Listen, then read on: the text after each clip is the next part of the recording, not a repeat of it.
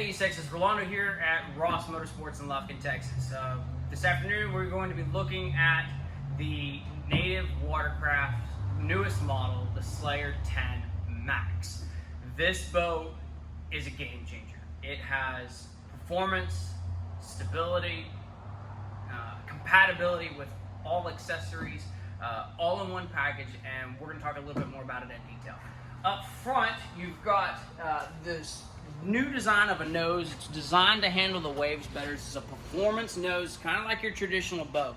You've got two horizontal rod stays, which is always a great feature to have on your kayaks. You can never have too many rods when you're going out fishing, let's be honest. The front hatch here is a unique design with the 10 and the 12.5. You've got a battery tray, or however you want to use it. This can hold all of your wires. Now, this is kind of a unique feature here in the middle. This is a transducer, scupper, plug, and seal. So you've got a piece of foam in here that they give you to plug the hole back up so you don't have any water coming into your kayak. But underneath is where your transducer mount is. So it's kind of a nice little feature to have, but makes it a whole lot easier. You can hide your wires. If you're like me, I don't like wires being seen. I want them all hidden into the boat. You've got a little trash tray here up front. This is removable. You can toss a few things in there, like your first aid kit, maybe a sandwich or two in there. Just get those out of your way. You've got your 701 drive that comes with all of these new Slayer models, or all of the native Watercraft models. You've got the square bicycle pegs, the holes that you can put the cleats in to be able to have a little bit better traction. You've got the integrated weed guard to allow you to have that much better performance on them. As with all of the native models, when you pull your bungee cord off, you slide your lid over, you drop your drive down. Again, you need about 16 to 18 inches of water draft for this drive system. Now, on each of the side panels here for this Slayer Max, you've got these little black panels here.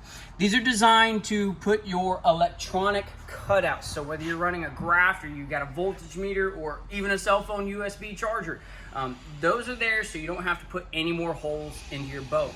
On the sides of the boat, both on each side, you've got two little plyo box storages. So this little bungee cord here just comes off. You just drop your plyo box in it, pull it back over it. They're nice and secured, and they're not going anywhere. But we're gonna make our way to the back of the boat here. We'll come back to the middle in just a second.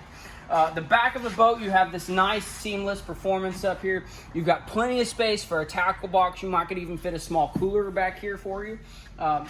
You've got a small compartment here that is removable to give you a little bit of hole access, and it's not a whole lot, but it is just another place for you to put some trash or any extra line that you have here. You've got your rudder control here, which is your steering's on the left-hand side. Again, when we go back to these rudders, all of the native Watercraft rudders are all protected by this lower back skeg here. And just allows you to have a little bit of protection so you're not knocking this thing around. This model has a square back just like the Titan does. What this allows it to have is have a little bit better performance. All of the handles on this boat now come with a new BMX rubber grip padding. I'm absolutely a fan of this. Before we had foam, and this is just going to last a whole lot longer and be able to just give you some comfort as you're carrying this thing. Now, you've got two paddle stays here in the back that you can just let those paddles hang out the back side of the boat. It's going to be easy to reach because it's such a compact boat.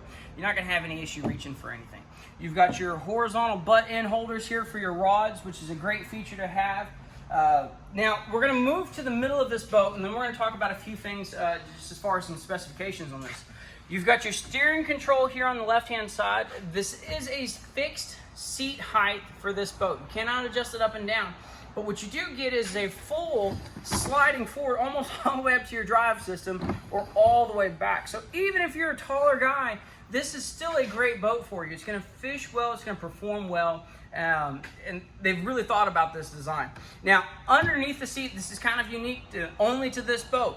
You have a slide out tray, so you can keep your plastics, your worms, your weights, everything that you need. It can be right here just at your fingertips from sliding in and out of this track. You have a little bit of storage underneath the seat, which you can keep a couple extra plyo boxes and things like that. Now, on the right-hand side of the boat, you have a few things. You've got an integrated cup holder. You have a vertical, forward-facing rod stay for you to tie your lines on. You've got a tool storage here for you, and then right behind the seat you have two, one on each side, horizontal rod holders that are going to come back behind you to get those fishing poles out of your way so that you can cast easier. If you have any questions on this boat, give me a call at 936-634-6711. That's the main storyline. You can reach me directly at 936-634-6873, or even my email, rossmotorsports1 @outlook.com. I'm looking forward to seeing you guys soon. Let's get you out on the water.